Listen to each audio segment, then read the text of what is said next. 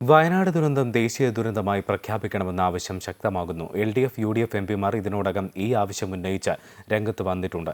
വയനാട് ദുരന്തം ദേശീയ ദുരന്തമായി പ്രഖ്യാപിച്ച് കേരളത്തിന് 2000 കോടി രൂപയുടെ പ്രത്യേക പാക്കേജ് പ്രഖ്യാപിക്കണമെന്നാവശ്യപ്പെട്ട് CPM MP കെ രാധാകൃഷ്ണൻ ലോക്സഭയിൽ അടിയന്തര പ്രമേയത്തിന് നോട്ടീസ് നൽകി.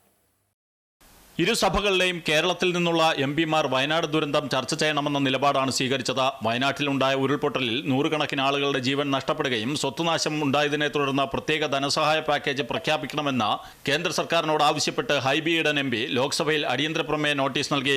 മണ്ണിടിച്ചിലിന്റെ നാശനഷ്ടങ്ങൾ പരിഗണിച്ച് ജനങ്ങളുടെ ദുരിതാശ്വാസവും പുനരധിവാസവും ഉറപ്പുവരുത്തുന്നതിനായി കേന്ദ്ര സർക്കാർ അടിയന്തരമായി ഇടപെടണമെന്നും അദ്ദേഹം ആവശ്യപ്പെട്ടു. കേരളം കണ്ട ഏറ്റവും വലിയ ഉരുൾപൊട്ടൽ ദുരന്തമാണ് വയനാട് ജില്ലയിലെ മുണ്ടക്കയിലും ചൂരൽമലയിലും പരിസര പ്രദേശങ്ങളിലും നടന്നതെന്നും നിരവധി ആളുകളെ ഇനിയും കണ്ടെത്തേണ്ടതുണ്ട്.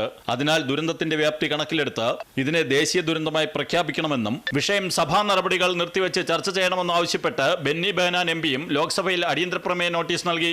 വയനാട് ദുരന്തത്തിന്റെ പശ്ചാത്തലത്തിൽ കേരളത്തിന് 2000 കോടി രൂപയുടെ പ്രത്യേക പാക്കേജ് പ്രഖ്യാപിക്കണമെന്നാവശ്യപ്പെട്ട് CPM MP കെ രാധാകൃഷ്ണൻ അടിയന്തര പ്രമേയത്തിന് നോട്ടീസ് നൽകി. രാജ്യസഭയിലും കേരളത്തിൽ നിന്നുള്ള MPമാർ വിഷയം ഉയർത്തി. ദേശീയ ദുരന്തമായി പ്രഖ്യാപിക്കണമെന്നാണ് MPമാരുടെ ആവശ്യം. അമൃത ന്യൂസ്, ന്യൂഡൽഹി.